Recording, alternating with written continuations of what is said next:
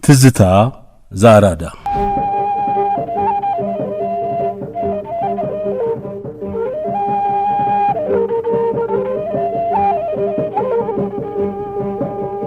በሀገራችን የጦርነት ታሪክ ብዙም የማይነገርለት የማይጨው ጦርነት መታሰቢያ በአዲስ አበባ ተሰይሞለት ነበር። በኋላ ግን ይህ አደባባይ ለምን እንደሆነ ባልታወቀ ምክንያት ስሙ ወደ ሜክሲኮ አደባባይነት ተዛውሮ ነበር። ይህ መታሰቢያም የሌለው ብዙም የማይወራለት የማይጨው ጦርነት ልናነሳሳው አስበናል። እንደተለመደው ዋቢ ለሆኑን መዛግብት ባለመብቶች በእናንተ በአድማጮቻችንና በእኛ በፕሮግራሙ አዘጋጆች ስም ከፍ ያለ ከበሬታ ያዘለ ምስጋና እናቀርባለን።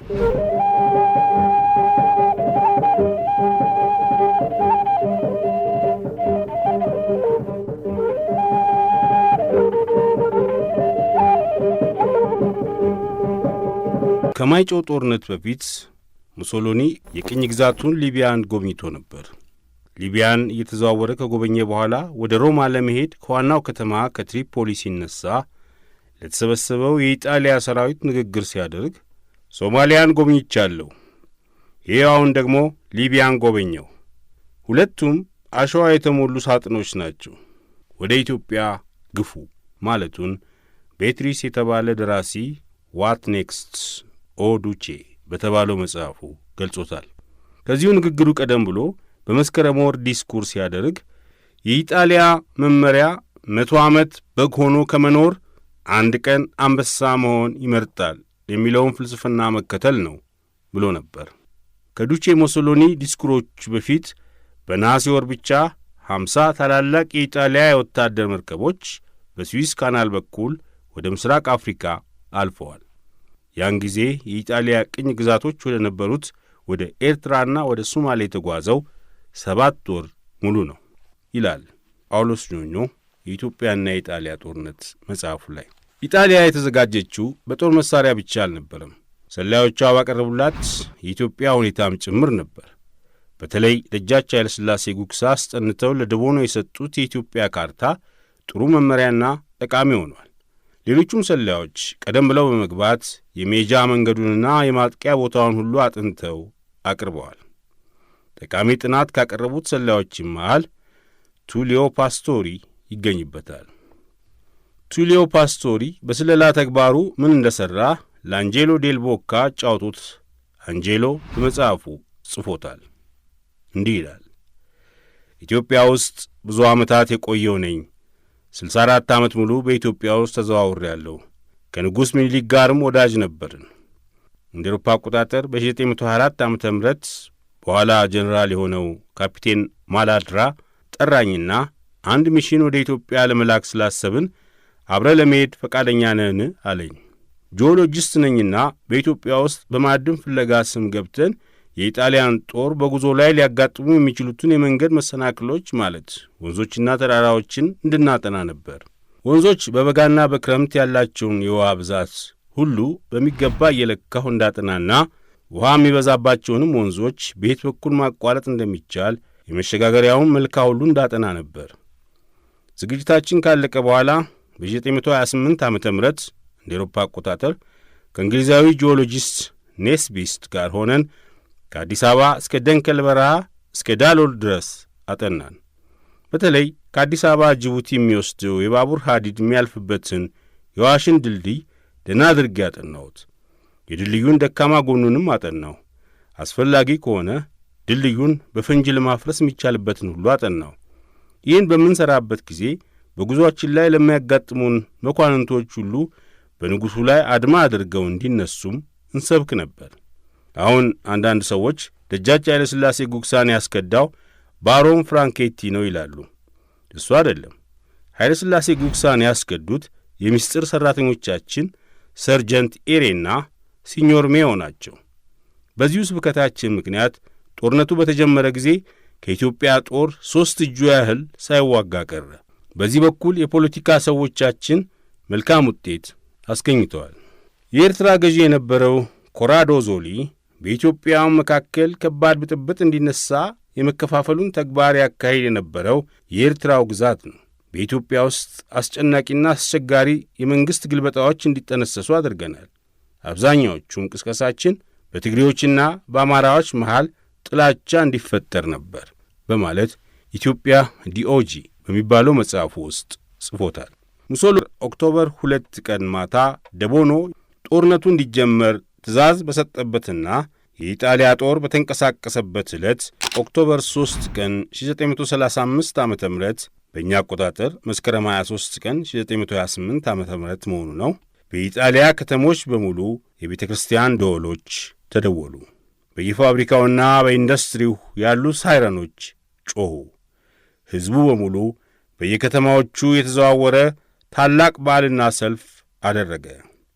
ከሰዓት በኋላ ዱቼ ሙሶሎኒ በፓላዞ ቬኔዚያ ሆነው ለመላው የኢጣሊያ ሕዝብ ንግግር አደረጉ። ለአገራችን ታላቅ ታሪክ የሚሠራበት ሰዓት ተደወለ። ከብዙ ወራት ጀምሮ የክብራችን መንኰራኩር ሲሽከረከር ቆይቶ አሁን ወደ ግቡ በማምራት ላይ ነው። 40 ዓመት ሙሉ ኢትዮጵያን በትዕግሥት ጠበቅናት። አሁን ግን በቃ። ይህ ዲስኩር ከመደረጉ በፊት በዋዜማው ከሌሊቱ በ8 ሰዓት የኢጣሊያ ወታደር መረብን ተሻግሮ ነበር። ኢጣሊያ መረብን እንዳትሻገር እንዲከላከሉ ራስ ስዩም ታዘው ነበር። ራስ ስዩም ግን በስፍራው አልተገኙም። ኢትዮጵያ ጦር ከሰፈረበት ከማይጨው 3 ኪሎ ሜትር ርቆ መካን ከተባለው ቦታ የኢጣሊያ ጦር ጉድጓድ ምሶ መሽጓል። ይህም የምሽግ ቦታ ማይጨውንና አካባቢውን ሁሉ ወለል አድርጎ ስለሚያሳይ ለቁጥጥር አመቺ ማዘጋጀት የረዳንና ጊዜ የሚያገኘ ነው። ኢትዮጵያውያን ጦርነቱን ለመጀመር ከጊዜ ጊዜ እየለዋወጡ በምክር ብቻ ጊዜውን ስላራዘሙልን ነው ብሏል። ኮሎኔል ኮኖቫሎቭ የኢጣሊያን ጦር አሰልሎ ካወቀ በኋላ መጋቢት 12 ቀን 1928 ዓ.ም ከንጉሡ ዘንድ ቀርቤ በአሁኑ ጊዜ የኢጣሊያ ጦር ገና በመዘጋጀት ላይ ስለሆነ አመቺ ጊዜ ነውና እንግጠም አልኳቸው። ንጉሡም ማርች 24 ቀን በኢትዮጵያ መጋቢት 15 መሆኑ ነው እንገጥመዋለን አሉኝ። በማርች 24 ቀንም የኢጣሊያን ጦር አልገጠምንም። ማርች 24 ቀን ከሰዓት በኋላ ንጉሡ ግብር አደረጉ ብሏል። መብልና መጠጡ ካለቀ በኋላ ንጉሡ ለተሰበሰበው ሰራዊት ንግግር አደረጉ። በንግግራቸውም ለጦር መዘጋጀታቸውን ገልጸው ዛሬ ሌሊት ይጀመራል አሉ። የተሳከረው መኳንንትም ጊዜው አጠረብን እያለ ይናገር ጀመር። መኳንንቱ ጊዜው አጠረብን ያለው አስቀድሞ ዝግጅት መኖሩ ስላልተነገረው አብዛኛው ሰራዊት በፊት ከነበረበት አያ ከተባለው ቦታ አልተነሳም ነበርና ነው።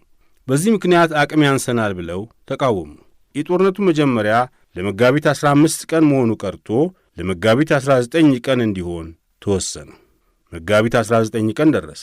ኮኖቫሎቭ እንደ ጻፈው በዚያን ቀን ንጉሡ የጦር አዛዦችን ሰብስበው ውጊያውን ትገጥማላችሁ፣ እኔም ከዚህ ሆኜ በመድፍና በሞርታር ድጋፍና ሽፋን ሰጣችኋለሁ አሉ ይላል።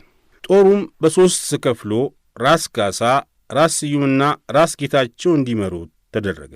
ስለዚህም የጦር አከፋፈል አንጀሎ ዴል ቦካ ሲተች ራስ ካሳና ራስ ስዩም ይዋጋሉ ብሎ ማሰቡ ሞኝነት ነው። ሁለቱም የኢጣሊያን ጦር ቀምሰው ሸሽተው የተመለሱ ናቸው። ከተከበሩ ሰዎች የተወለዱ የተከበሩ ሰዎች በመሆናቸው ብቻ የጦር አዛዥነቱ ቦታ ተሰጣቸው። ሌሎቹም የጦር አዛዦች ቢሆኑ ያው ናቸው። ደጃች መንገሻ ይልማ፣ ሊጋባ ጣሰው፣ ራስ ከበደ መንገሻ፣ ደጃች ለጥይበሉ፣ ደጃች ወንድራድ ሁሉ የጦር አዛዦች ተብለዋል። ግን ጦርነቱ ሲጀመር ከጦርነቱ ቦታ 24 ሰዓት አልቆዩ ይላል። ለመጋቢት 19 ቀን የተወሰነው ውጊያ የጦሩ ዝግጅት አልተሟላም ተብሎ ለ21 ተቀጠረ። ለመጋቢት 21 መቀጠሩን የኢትዮጵያ ወታደር ሳይሰማ ባዶሊዮ ሰማ። ባዶሊዮ ይህን ቀጠሮ ሊያውቅ የቻለው ንጉሠ ነገሥቱ ለእቴጌይቱ በራዲዮ ቅዳሜ ወይም ሰኞ እንገጥማለን ብለው ካሳለፉት መልእክት ነው። ባዶሊዮ ይህን ካወቀ በኋላ ጦሩን ለቅዳሜ ውጊያ አዘጋጀው። ቅዳሜ ጠዋት መኳንንቱ ተሰብስቦ አልተዘጋጀንምና የውጊያው ቀን ይተላለፍልን ብለው አመለከቱ። ኮኖቫሎቭ ስለዚያች ቅዳሜ ዕለት ሲገልጽ እንደ ጦር አማካሪነቴ ተጠርቼ ከንጉሡ ዘንድ ገባሁ። በዚያም ቦታ ለመናገርም ሆነ ለማዳመጥ ፈጽሞም አይቻል ነው። ከውጪ ወታደሩ ለብዙ ጊዜ እየጠበቀ የተጉላላ በመሆኑ ተሰላይቶ ጥይቱን ወደ ሰማይ ይተኩሳል። ከነዚህ ጥቂቶቹ እየተያዙ ታስረዋል። አንዳንዶቹም ለመቀጣጫ በአደባባይ ተገርፈዋል። ይህ ሁሉ ቅጣት ወታደሩን ጸጥ ሊያደርገው አልቻለም ይላል። በዚያን ቀን በተደረገው ምክር ውጊያው ለመጋቢት 23 ቀን እንዲሆን ተቀጠረ። ኢጣሊያ ምሽጉን በሚገባ አጠናክሮ ከሩቅም በሽቦ ማጠሩን ንጉሡ በመነጥር ያዩት ሰኞ ዕለት ነው። ጫማ የሌለው የኢትዮጵያን ወታደር ያን ሽቦ እንዴት ያልፈዋል? ሰኞ ከሰዓት በኋላ ውጊያው የሚመራው በራስ ካሳ፣ በራስ ስዩምና በራስ ጌታቸው መሆኑ በአዋጅ ተነገረ። እነዚህ ሰዎች ጦሩን ሊመሩ አይችሉም፣ ግን በፊውዳል ሥርዓት መሠረት ጦር የመምራት መብት ስላላቸው ብቻ ተሾሙ። ሌሎች ወጣቶች የጦርነት ሙያ ትምህርት ያላቸው ምርጥ መኮንኖች ነበሩ። በንጉሡ አስተያየት እነኛን መኮንኖች መሾም የመሳፍንቱን ክብር መንካት ሆነባቸው። የጦርነቱ ፕላን የተዘጋጀው በንጉሡ ብቻ ነው። ፕላኑም እንደ ጥንቱ ወረራ የተሞቼን አልወጋም ብሎ ከኢጣሊያ ጦር ከርቶ ወደ ኢትዮጵያ ጦር የገባ ነው። ይህ አገሩን የሚወድ የሐማሴን ተወላጅ በቀጠሮው መብዛት ምክንያት ተናዷል። የመጨረሻ የተባለውን ቀጠሮ በመፍረሱም የባሰ ተበሳጨ። ይህ ጀግና የሐማሴን ተወላጅ ሌሊት ከኢትዮጵያውያን ሰፈር ጠፍቶ ወደ ኢጣሊያኖች ሰፈር ገባ። በዚያም ከጀነራል ኒግሪ ዘንድ አቅርቡኝ ብሎ ከቀረበ በኋላ ባለፈው የመክዳት ስተቱ ተጸጽቶና ከኢትዮጵያ ወታደር ጋር መኖር እንደማይችል ነግሮ አሁን የመጣሁት ዛሬ ሌሊት ኢትዮጵያውያን በድንገት ሊወሯችሁ ተዘጋጅተዋል። ያሳደገኝ የኢጣሊያ መንግሥት በድንገት ተወሮ እንዲዋረድ ስለማልፈልግ ይህን ልገልጽላችሁ ነውና ተዘጋጁ አላቸው። ቶማሴሊና ማቴዎስ በየመጽሐፎቻቸው ስለዚያ ሐማሴን ታሪክ በሰፊው ጽፈዋል። ብዙም አትጨነቁ አለ ይላሉ ታሪክ ጸሐፊዎቹ። እኔ እንደነበርኩ መስዬ ወደ ኢትዮጵያ ጦር ሄጄ እደባልቃለሁ።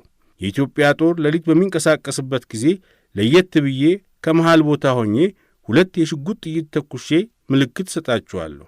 እኔ የምሰጣችሁን ምልክት መስማታችሁንና መዘጋጀታችሁንም እንዳውቅ ቀይ ርችት ተኩሱልኝ ብሎ ሌሊቱን ከኢጣሊያን ሰፈር ወጥቶ ወደ ኢትዮጵያውያን ሰፈር ሄደ። ከኢትዮጵያውያን ጦር ሰፈርም ሌሊቱን ገብቶ የኢጣሊያን ጦር ሰፈር ሰልዬ መጣሁ። ዛሬ ሌሊት ሳይታሰብ በድንገት ሊገጥሙን ዝግጅታቸውን ጨርሰው ተሰልፈዋልና ታጠቁ ብሎ የተኛውን ሁሉ ቀስቅሶ ከጦር መሪዎቹም ዘንድ ቀርቦ ሲጠየቅ ያንኑ ቃል ተናግሮ እኔ ከእናንተ ለየት ብዬ ወደ ኢጣሊያ ምሽግ ተጠግቼ ከረባዳው ሆናለሁ። የኢጣሊያ ጦር መንቀሳቀሱንም እንዳየሁ 2 የሽጉጥ ተኩስ ተኩሼ ምልክት ሰጣችኋለሁ። የኢጣሊያ ጦርም ወታደሩን ከዳር እስከ ዳር ለመቀስቀስ ቀይ ርችት ይተኩሳልና በዚህ ምልክት ተጠቀሙ ብሎ ነገረና የሁለቱም ወገን ጦር ሌሊቱን በሚገባ ተዘጋጀ ይላሉ ሁለቱ የታሪክ ጸሐፊዎች ቶማሴሊና ማቴዎስ። የሐማሴን ተወላጅ ከሌሊቱ 05:45 ሰዓት ሲሆን ከመሃል ቦታ ሆኖ 2 ጥይት ተኮሰ። ኢጣሊያኖቹም የምልክት ተኩስን ሰምተናል ለሚለው መልስ 2 ቀይ ርችት ተኩሰው ገለጹለት። ኢትዮጵያውያን ሐማሴኑ በነገራቸው መሠረት የኢጣሊያ ጦር በሙሉ ለመንቀሳቀሱ የርችቱን ተኩስ አዩ። እንዲህ አድርጎም በቀጠሮ ብዛት የተናደደው ሐማሴን የማይጨውን ጦር ማጋጠም ቻለ። እንደ ሁለቱ የታሪክ ጸሐፊዎች ተኩሱ ለመጋቢት 22 አጥቢያ ከሌሊቱ ለ12 ሰዓት ሩብ ጉዳይ ሲሆን የተከፈተው በሁለተኛው ክፍለ ጦር በፑስቲሪ አቅጣጫ ነበር። ውጊያው እንደተጀመረ ኢትዮጵያውያን አጠቁ። የኢጣሊያ ሰራዊትም ወደ ኋላው ማፈግፈግ ጀመረ። ኢትዮጵያውያንም እያባረሩ የኢጣሊያ ሰራዊት ከምሽጉ ሲገባ ኢትዮጵያውያን ከወጥመድ ገቡ። የዚያን ዕለቱ ውጊያ በጣም ከበደን። የ4ኛው ብርጌድ አዛዥ ኮሎኔል ሮሳ ተመትቶ ሲወድቅ የመድፍ እርዳታ መጠየቂያውን ርችት አስተኩሶ ሞተ። ከኮሎኔል ሮሳ ሞት ጥቂት ደቂቃዎች ቀደም ብሎ የ7ኛው ብርጌድ አዛዥ በጥይት ክፉኛ ተመትቶ ወድቋል። መትረጌስ ተኳሻችን 50 አለቃም ተመትቶ ሲወድቅ አጠገቡ የነበረ የአልፒን ወታደር በቦታው ተተክቶ መትረየሱን ገና ከመያዙ በሰከንድ ጊዜ ውስጥ ተገደለ። እዚያው መትረየሱ አጠገብ የነበረ ሌላ የአልፒን ወታደር እየተኮሰ ወደ ምሽግ ሲሸሽ ራስና ትከሻው ላይ ክፉኛ ተመትቶ ወደቀ እያለ ቶማሴሊ የጦርነቱን ዝርዝር ሁኔታ ወታደሩን ብቻ ሳይሆን መኮንኖችንም ጭምር ፈጇቸው። ኢትዮጵያውያን ግብር በማግባትና ጸሎት ይዘው በቀጠሮ ብዛት ባይቆዩ ኖሮ ከዚህ ቦታ የኢጣሊያ ሰራዊት ተርፎ አይመለስም ነበር። የኢትዮጵያ የጦር አዛዦች ግብር እየበሉ ጸሎት እየጸለዩ ባሉበት ጊዜ ኢጣሊያኖች ጥሩ ምሽግና ሰውን በቁመት ሙሉ የሚከልል ጉድባ አዘጋጁ። ጦርነቱ ተጀምሮ አበሾቹ ባጠቁ ጊዜ ኢጣሊያኖችን ከእልቂት ያዳናቸው ከውጊያቸው ይልቅ ምሽጋቸው ነው በማለት ይተቻል።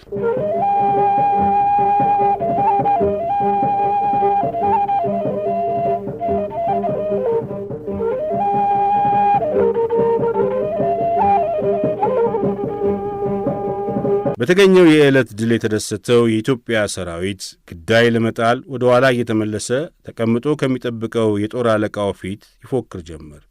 በዚህን ጊዜ የኢጣሊያ ጦር ፋታ አግኝቶ መሰባሰብ ጀመረ። የደጀን ጦሩም ደረሰለት። ይህንኑ የግዳይ መቀበሉን ጉዳይ የኡን ቪቶሬ ዲላ ሲቪላይዜሽን ደራሲ ለምን እንዲህ እንደሚሆን ንጉሡን ጠይቆ ነበር።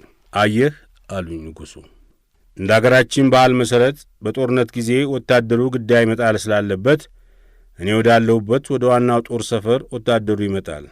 ሲመጣም የማረከውን መሣሪያ በትከሻው እየተሸከመና እየሸለለ ነው።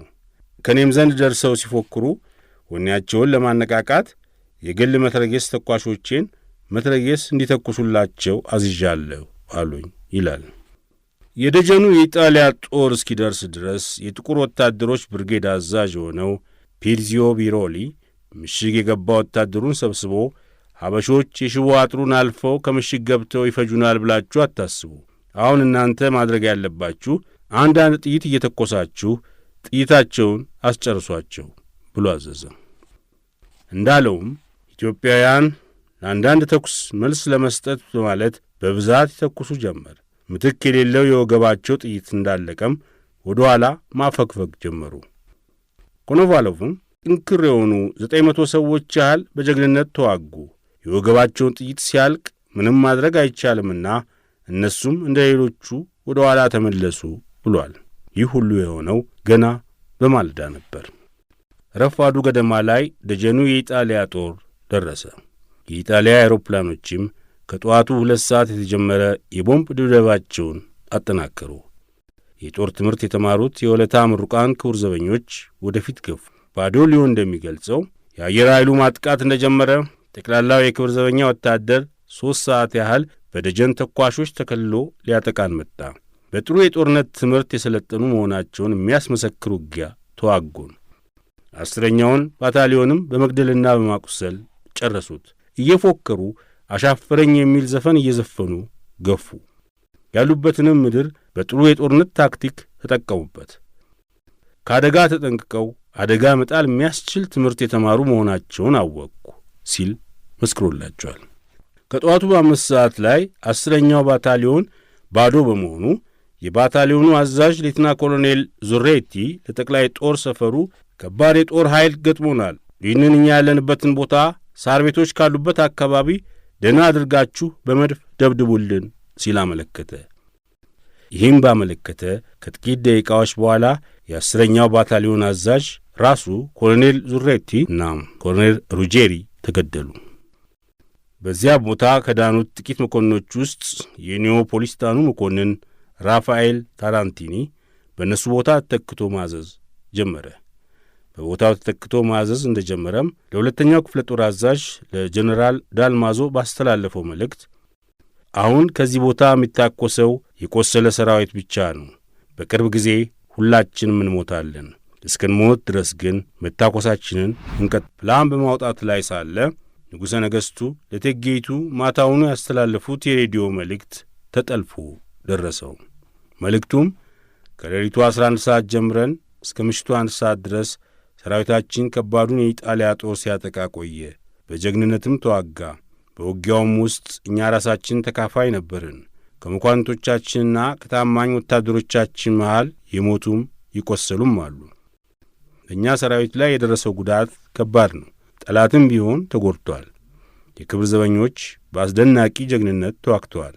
ሰራዊታችን እንደ ኤሮፓውያን የጦር ትምህርት ባለመማሩ ሊፈታ ቻለ የሚል ነበር። ባዶሊዮ ይህም መልእክት ከሰማ በኋላ የኢትዮጵያ ሰራዊት ድል መሆኑን አረጋገጠ።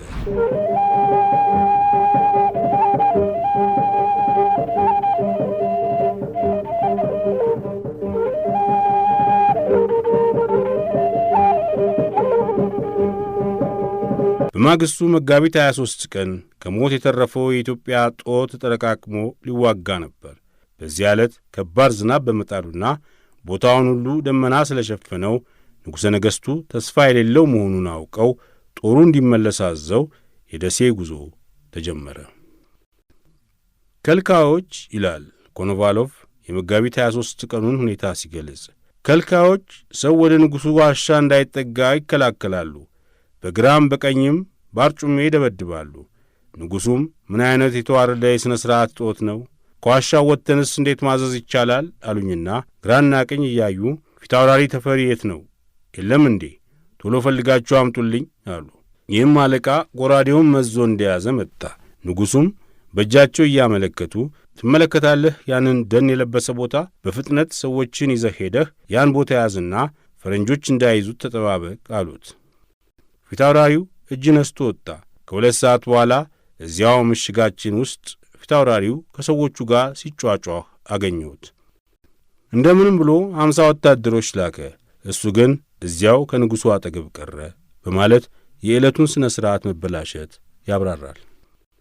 ሴም በመጽሐፉ ስለ አንድ ኢትዮጵያዊ ምርኮኛ ጽፏል። አንድ የአበሻ ወታደር ተማረከና በአስተርጓሚን ጠይቀው ጀመር። ይህ ሰው ክፉኛ ቆስሎ ስለነበረ እንደማይቆይ ያውቆታል። ምን ነበርክ አሉ። የሺህ አዛዥ ሻለቃ ነኝ አለ። ለምን ከዚያ ከዋሻችን ውስጥ ገብተህ አትተኛም? ኢጣሊያኖች እኮ እስረኛ አንገልም። ተኝቼ ሳይሆን በእግሬ ቆሜ መሞትን እመርጣለሁ። እንዲህ ማለት የጀግንነት መሰለህ? ከ2 ቀን በፊት እኛ አበሾች ተማምለናል። የተማማልነውም ድል እናደርጋለን ካልሆነም እንሞታለን ብለን ነው። አሁን አላሸነፍንም። ስለዚህ መሞት አለብኝ። ተመልከት እዚያ ማዶ የወደቀውን ሬሳ። እኔም እንደነሱ ተራዬን ነው የምጠብቀው አለ። በማይጨው ያለቀውን የኢትዮጵያን ሰራዊት ታሪክ ጸሐፊዎች በትክክል አይጽፉት። ኮኖቫሎቭ 1000 ሰው ነው ሲል፣ ቶማሲሊ ደግሞ 5000 ነው ይለዋል። ማርሻል ባዶሊዮ ደግሞ 8000 ያደርሰዋል። በኢጣሊያኖች በኩል ኢጣሊያኖች እንደ ገለጹት 68 መኮንኖች፣ 332 ነጭ ወታደሮችና 873 የቅኝ ግዛት ወታደሮች ሞተዋል። በማይጨው ጦርነት 70 አውሮፕላኖች ተካፋይ ሆነው ከእነዚህ ውስጥ 36 አውሮፕላኖች ተመትተው መውደቃቸውን ኢጣሊያኖቹ አምነዋል። ተመትተው ከወደቁትም መሃል አንዱ የሙሶሎኒ ልጅ ቪቶሪዮ ሙሶሎኒ የሚነዳው ነበር። እነኚህም 70 አውሮፕላኖች በመመላለስ በኢትዮጵያ ሰራዊት ላይ 34 ቶን የሚመዝን ቦምብና የመርዝ ጋዝ ጥለዋል። በሌላው የኢጣሊያ መሣሪያ በኩል 61200 የመትረየስ ጥይት መተኮሱንም ኢጣሊያውያን ጽፈዋል። ባዶሊዮም ለሙሶሎኒ ባሳለፈው ቴሌግራም በኢትዮጵያ ያለው ጦርነት አለቀ፣ በማይጨው የተዋጋን የኢትዮጵያ ጦር ከጥቂት ወታደሮች በቀር የተረፈ የለም አለ። ይህ ግን እውነት አልነበረም። ከዚያም በኋላ አሸንጌ ላይ በደቡብ ግንባር እንዲሁ እየተፋለሙ ከወደቁት ሌላ ለ5 ዓመታት በዱር በገደሉ መሽገው ወራሪውን የኢጣሊያ መንግሥት የመቀመጫ መርፌ ሆነው ሲያርበደብዱ ቆይተው በኋላም ሀገራቸውን ነፃ ያወጡ አያሌ ጀግኖች ነበሩ። መከፋፈላችን ሁሌም ለጠላቶቻችን ምቹ ያደርገናል። ክብር ሀገራቸውን ከጠላት ጋር ተዋድቀው ጠብቀው ላስረከቡን ጀግኖች እናት አባቶቻችን